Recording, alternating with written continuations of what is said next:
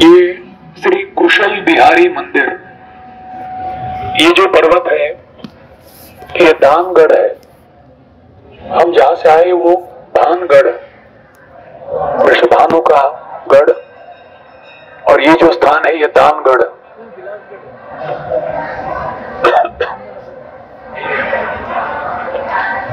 तो ये जो सुंदर भव्य मंदिर दिख रहा है ये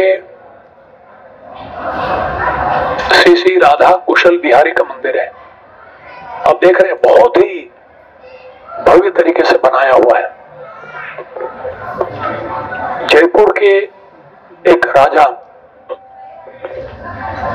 राधा रानी के महान भक्त थे, अच्छे भक्त थे। पहले जब नारायण भट्ट को लाडली लाल जी मिली, उनकी स्थापना और सेवा हुई, बहुत ही छोटा सा मंदिर था। तो महाराज जी ने सोचा उनके लिए एक भव्य मंदिर होना चाहिए, और इस स्थान पे उन्होंने ये मंदिर बनाई। और उन्होंने इस तरह से मंदिर बनाया कि राधा कृष्ण केंद्र में रहेंगे और ये चारों ओर राजा और उनके मंत्रीगण रहेंगे। इतना एक बहुत ही दिव्य चेतना है जो राज ऋषि के रूप में हमारे परंपरा में हम देखते हैं। महान राजागण कृष्ण को केंद्र में रखते थे। परम पूज्य राधानाथ स्वामी महाराज एक बार यहाँ प्रवचन दे रहे थे। उन्होंने कहा कि अगर ये चेतना पूरे विश्व के जितने सारे राष्ट्रपति हैं, के राष्ट्र के अध्यक्ष हैं, वो लोग अगर ऐसा करें कि कृष्ण को केंद्र में रखेंगे, फिर सारे मंत्रिमंडल चारों ओर रहेंगे। सुबह उठ के सबसे पहले मंगल आरती होगी, 16 माला करेंगे, भागवत सुनेंगे, उसके बाद पार्लियामेंट में जाएंगे, तो फिर पूरा विश्व राम राज्य हो जाएगा।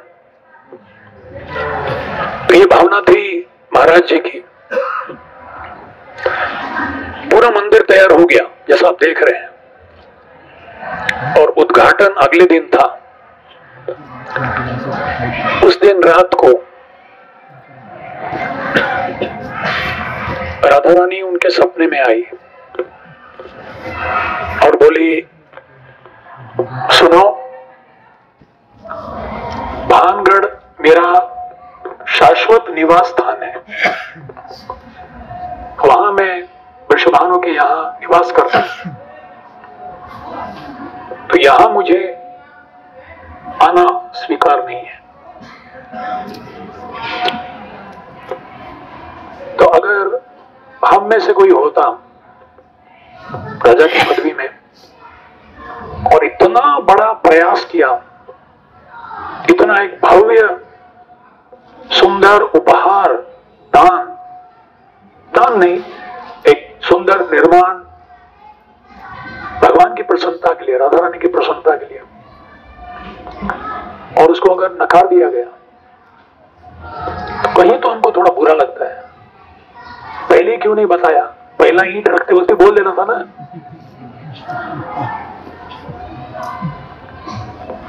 और महाराज जी ने उसे स्वीकार किया और राधा कृष्ण के सुंदर विग्रह राधा कुशल बिहारी जी की स्थापना हुई। और यहां हम देखेंगे कि क्योंकि ये भगवान के लिए बनाया जा रहा था, इतने मतलब हर जगह सुंदर कला यहां प्रदर्शित किया गया है। तो राधानाथ स्वामी महाराज जी कह रहे थे कि वो इटली में एक चर्च में गए जहां सैकड़ों भक्तों ने एक सुंदर चर्च का निर्माण किया है। वहां की खासियत यह है कि हर एक इंच पूरा स्थान वहां कार्विंग हुआ है, ऐसा कुछ जगह खाली नहीं है। यहां तक कि वहां जो कुर्सी रखे गए हैं वो लोगों को बैठने के लिए, कुर्सी का निचला भाग भी उसमें ये किया गया है, क्या बोलते हैं, कार्विंग किया गया है। तो कोई पूछ सकता है नीचे कौन देखने वाला भाई? हम लोग मंदिर में सामने कर देते, पीछे का नहीं छोड़ देते, उनको कौन देखने वाला है? पर वो देखने के लिए नहीं किया जा रहा है, वो उनका प्रेम का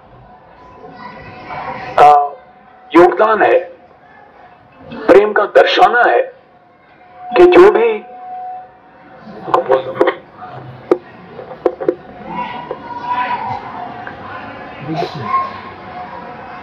एक बार दो बच्चे पहाड़ पे चढ़ रहे थे।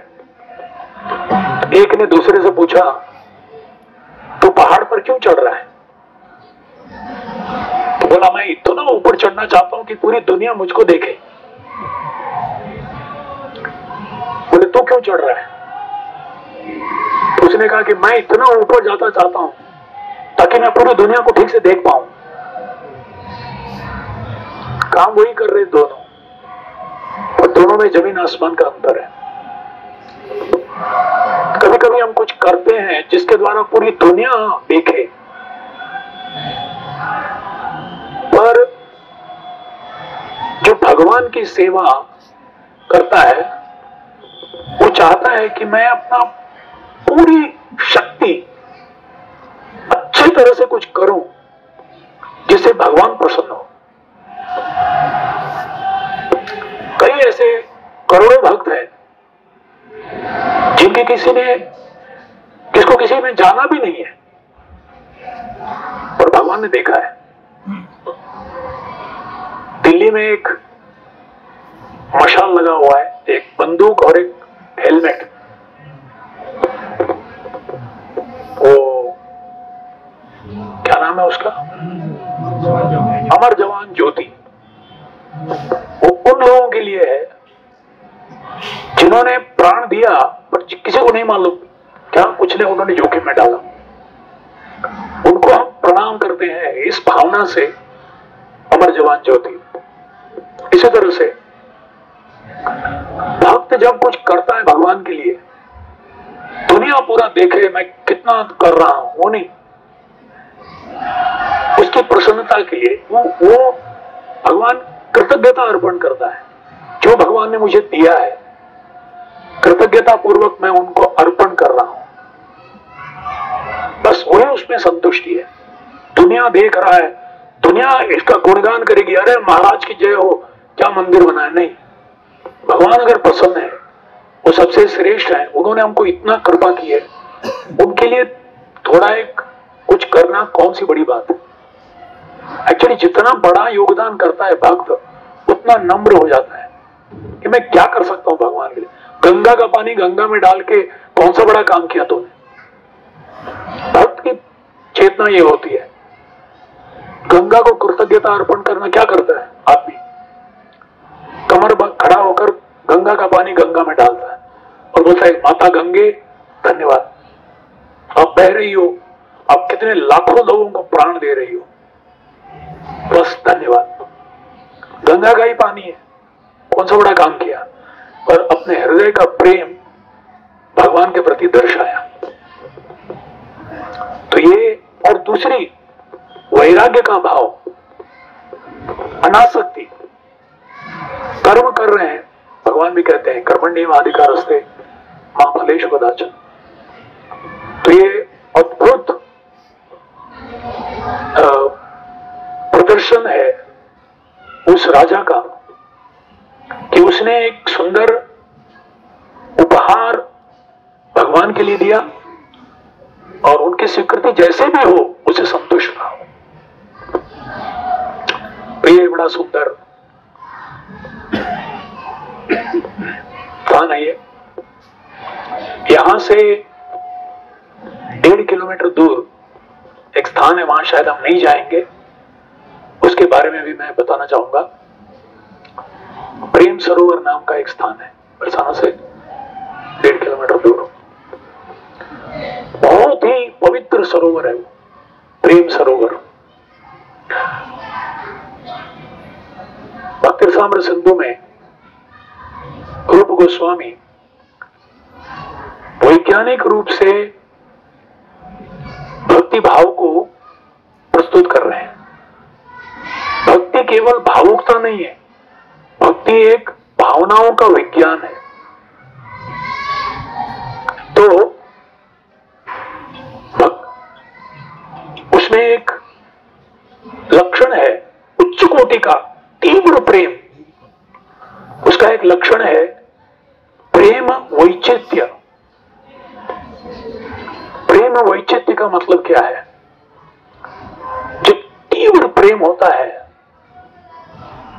तो एकाएक अगर प्रेमी को पता लगे कि जिस व्यक्ति से मैं प्रेम कर रहा हूं वो अगर चला जाएगा, वो विचार आ गया, तो बहुत भय पैदा हो जाता है और व्यक्ति दुखी हो जाता है। तो एक बार राधा और कृष्ण वहां लीला करते हुए बैठे हुए थे। भगवान श्री कृष्ण के गोद में राधा रानी बैठी हुई थी और दोनों एक दूसरे को आलिंगन किए हुए थे। तो एक भौरा मधुमक्खी गूंजते हुए राधा रानी के कान के पास आ गया, तो डर गई वो और वो उसे भगा रही थी, फिर भी आ रहा था।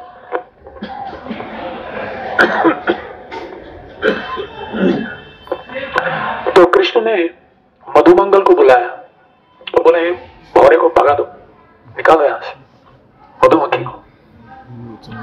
तो मधुमंगल ने उसे भगाया और भगाने के बाद आके कहा,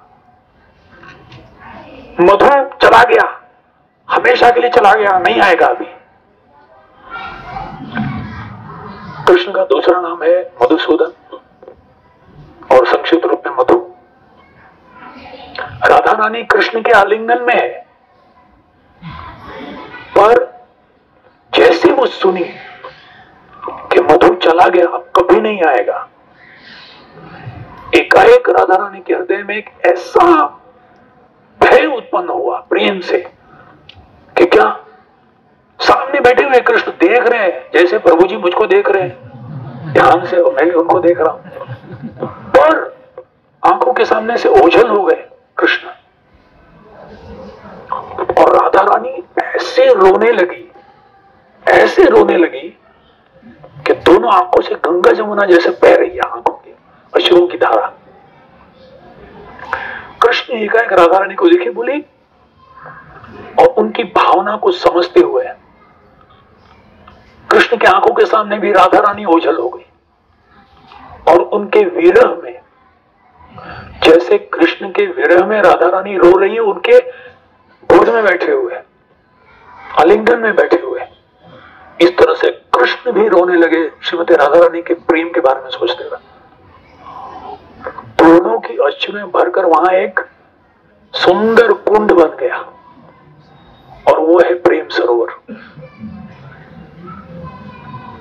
और कहा जाता है कि उस प्रेम सरोवर में अगर कोई स्नान करता है, 3 डुबकी लगाता है या 3 बूंद का अचमंडी करता है, ऐसा बोल के सब लोग वहां जाना मत करना, इस लीला का इस स्थान में कोई प्रेम से श्रवण भी करता है और मानसिक रूप से उस कुंड में स्नान करता है, तो बहुत ही जल्द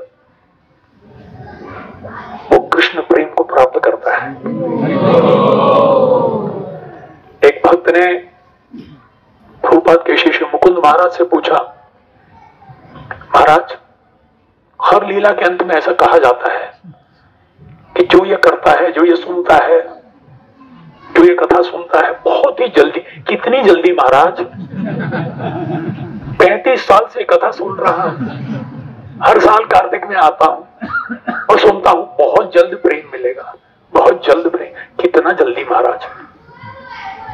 उन्होंने एक बहुत अच्छी बात कही, sooner than you deserve but longer than you expect. तुम्हारी अपेक्षा से ज्यादा और तुम्हारे योग्यता से जल्दी। हमारी योग्यता नहीं है पर कृपा की शक्ति है। यही तो दामोदर लीला है। हमारा ये प्रयास है, हम परिश्रम लेके इन स्थानों में आ रहे हैं, प्रार्थना कर रहे हैं, कृपा की याचना कर रहे हैं, और निश्चित रूप से एक न एक दिन इस करुणा सिंधु जो है भगवान, उनकी एक बिंदु में मिल जाए। जैसे एक चींटी बिंदु में डूब जाती है, ऐसे हम भी एक चींटी है, कृपा के सागर का एक, उस सिंधु का एक बिंदु मिल जाए तो भी हमारे लिए काफी। तो दानगढ़ जहां हम भी जाएंगे, वहां बहुत ही सुंदर लीलाएं हुई। दान बिहारी मंदिर है वहां। तो एक बार भगवान श्री कृष्ण यहीं भ्रमण कर रहे थे, जहां राधा रानी है वहीं तो भ्रमण करेंगे। जहां ऐसे सुंदर फूल खिले वहां मधुमक्खियां होगी। तो एक गरीब ब्राह्मण आया कृष्ण के पास और कृष्ण से कहने लगा, हे कृष्ण। रोने लगा वो बेचारा, क्यों रो रहे, क्या हुआ? प्रसाद में कोई रोता है ऐसा? बोले मैं क्या करूं, मेरी 3 बेटी है और मैं गरीब ब्राह्मण हूं, एक पैसा नहीं मेरे पास, इन तीनों का मैं कैसे शादी कराऊंगा? मैं भिक्षा की याचना करने आया हूं, आप कृपया कुछ तो कीजिए जिसके द्वारा मेरे 3 बेटियों की शादी हो जाए। तो कृष्ण ने कहा कि भाई देखो, तुम्हारे याचना से मैं इतने, मेरे हृदय में इतना असर पड़ा है कि मेरे सबसे उत्कृष्ट और सबसे श्रेष्ठ जो मेरे पास धन है वो तुम्हें मैं दे दूंगा। तो ब्राह्मण बहुत खुश हो गया और उन्होंने दिखाया राधा रानी की ओर, बोले ये सबसे बड़ा धन है मेरा, ले जाओ तुम। वो ब्राह्मण सर पीटने लगा, बोले 3 बेटी संभालने के लिए मैं भिक्षा मांग रहा हूं और चौथे को भेज रहे हो, इसका विवाह मैं कैसे कराऊं? ये भी कोई धन है? समझ नहीं पाया हो, भौतिक दृष्टि से देख रहा था। अब सोचो कोई राधा रानी को दान दे दे आपको, आप क्या करोगे? पर वो भौतिक दृष्टि से देख रहा था और रोने लगा, रहे 3 है अभी 14 हो गई। तो भगवान मुस्कुराए, बोले एक काम करते, ठीक है। तो एक तराजू था, तराजू के एक में राधा रानी को बैठा दिया और बोले इसके वजन का जितना भी मूल्य है, हीरे जवाहरात सोने चांदी जो भी है, सारे गोपियों को बोले अपने सारे आभूषण दूसरे तराजू के दूसरे पलड़े में डालो। तो उन्होंने डाला, डाल रहे भर गया पूरा।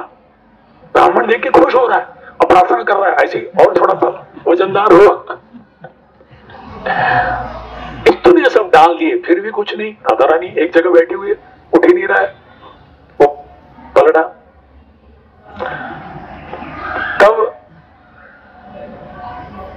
सबसे प्रिय निकट गोपी जो राधा रानी की थी वो समझ गई, वो आई और एक तुलसी का पत्ता इस तरफ डाल दिया उसके ऊपर, अब सीधा चला गया, राधा रानी ऊपर और तराजू नीचे। और इस तरह से वो ब्राह्मण बहुत प्रसन्न हुआ और सारा धन लेकर वो चला गया। तो वो लीला का स्थान भी वहां सुंदर है, ऐसा एक आर्च बना हुआ है जहां तराजू हुआ करता था, अभी नहीं। और जो दान बिहारी का स्वरूप है वो बड़ा अजीब स्वरूप है। वहां कृष्ण जो है वो राधा रानी है और जो राधा रानी है वो कृष्ण है। ठीक से सुना आपने? हाँ जी, दान बिहारी मंदिर में कृष्ण राधा रानी है और राधा रानी कृष्ण है। तो वो कैसे? हम यहां से मानगढ़ जाएंगे, मान मंदिर, और वहां से और एक पर्वत के बीच में सांकरी खोर है। सांकरी यानी बहुत क्या बोलते हैं, नैरो, अलुंद, और खोर यानी पवित्र स्थान। तो सांकरी खोर है जहां बहुत सारी दान लीला चलती थी। टैक्स कलेक्शन के लिए ऐसे होता है ना, टोल गेट के बगल में भी 10 रास्ता हो तो फिर टोल कौन देगा? ऐसे जगह में होता कहीं दूसरा नहीं, इधर से ही जाना है। तो वहां सांकरी खोर जहां ये लीला हुई थी, तो वहां से गोपियां आती थी मटके में दूध दही मक्खन सब लेकर, और ये सारे ग्वाल बाल छिप के खड़े रहते थे और सीधे आके बोलते थे, हमारे राजा पूरे ब्रजराज ब्रजेंद्र नंदन श्री कृष्ण है, टैक्स भरो, नहीं तो यहां से जाने नहीं मिलेगा। और वहां से जा ही नहीं सकते जब तक कोई पैसा देगा नहीं। तो मक्खन ये वो कुछ ना कुछ चोरी करके लेते थे। एक बार सारे गोपियों ने कॉन्फ्रेंस किया, इंटरनेशनल गोपी कॉन्फ्रेंस, पूरा जूम कॉल किया, पूरे सब गोपियों, पूरे विश्व में जितने भी हैं सब लोग आ जाओ। खैर गोपियों ने चर्चा किया कि बोले इन लोग का बहुत सारा क्या बोलते हैं, नाटक बहुत हो रहा है, इसके बारे में कुछ करना चाहिए। तो सब लोगों ने गहराई में चर्चा की और उन्होंने एक निर्णय लिया। बोले अगले दिन सब पेड़ के पीछे जाके छिप गए और ये लोग आए आराम से अभी टैक्स कलेक्ट करने के लिए सब, और कुछ गोपियां वहां से मक्खन लेके आए और बोले चलो जी टैक्स भरो। बोले हाँ भरेंगे ना। वही हम सोच रहे थे, टैक्स लेने वाला कोई नहीं है, बस धन्यवाद आप आ गए, सिर्फ आप द्रोण लेके आओ ताकि हम मक्खन देंगे आपको। तो द्रोण कहां मिलेगा? तो वहां बड़े बड़े पेड़ थे, तो पेड़ के ऊपर चढ़ के पत्ता तोड़ के लाए जिसमें से द्रोण बनाते। तो हर पेड़ के पीछे पूरे 10-12 गोपियां छुपी हुई थी, और जैसे ऐसे पेड़ चढ़ने गए वो दोनों हाथ उस तरह से पकड़ लिया और शिखा बांध दिया उसके सर पे सबके, और उस पेड़ ने सबको बांध के रख दिया, सबके सब। कृष्ण इधर, बलराम उधर, और कृष्ण बोले अरे कोई तो बचाओ, मेरे को बांध लिया इन लोगों ने। अरे पूरी दुनिया समस्या में होती है तो कृष्ण को पुकारते हैं कि दीन बंधु दीनानाथ मेरी डोरी तेरे आप बचा भाई। आज कृष्ण चिल्ला रहे अरे कोई तो बचाओ, और कोई नहीं है बचाने वाला क्योंकि सब बंधे हुए हैं। तो फिर कृष्ण बलराम और सब गोप बांध लेने बाद उन्होंने बोला भाई छोड़ दो हमको, हम कुछ भी देने के लिए तैयार है आपको। तो गोपियों ने बोला ये वृंदावनेश्वरी है, समझे, ये यहाँ की महारानी है और तू नहीं, तो तुम लोगों को भी टैक्स भरना पड़ेगा, नहीं तो नहीं छोड़ेंगे। बोले क्या करना पड़ेगा? क्या करना पड़ेगा?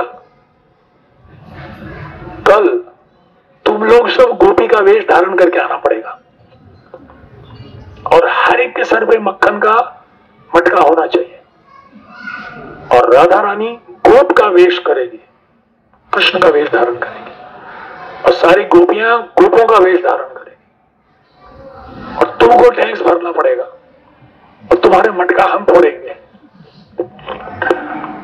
और नहीं तो हम छोड़ेंगे नहीं। बाद में लोगों ने कसम खा जरूर करेंगे।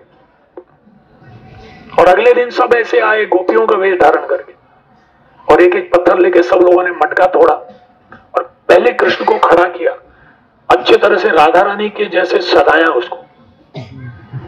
उनको सजाने के बाद बड़ा मक्खन का और दूध का ऐसा मटका सर के ऊपर रखा, फोड़ दिया और पूरा अभिषेक हो गया उनका। बोले अभी घर जाओ, यही टैक्स भर दिया होगा। तो इस सुंदर प्रेममयी आदान प्रदान की जो लीला है इसके स्मारक में वो दान बिहारी का मंदिर वहां है। वहां भी इस सारी जगह भगवान के अद्भुत रास लीला हुई है। तो दानगढ़ में भी वहां भी एक कूप है, एक कुआं है, जहां एक बार रास करते हुए गोपियों को प्यास लगी थी और भगवान ने अपने वेणु से एक सुंदर एक कूप बनाया उधर, और वहां उनका प्यास बुझाया। तो इस तरह से वो भी एक स्थान है जो आप जाते वक्त देख पाएंगे। तो यहां से अभी हम लोग चलते हुए जाएंगे मानगढ़। वहां का कथा वहीं करेंगे, वहां का कथा वहीं करेंगे। बोलो राधा कुशल बिहारी भगवान की जय, बोल दान बिहारी भगवान की जय। जय श्री राधे श्याम। राधे राधे।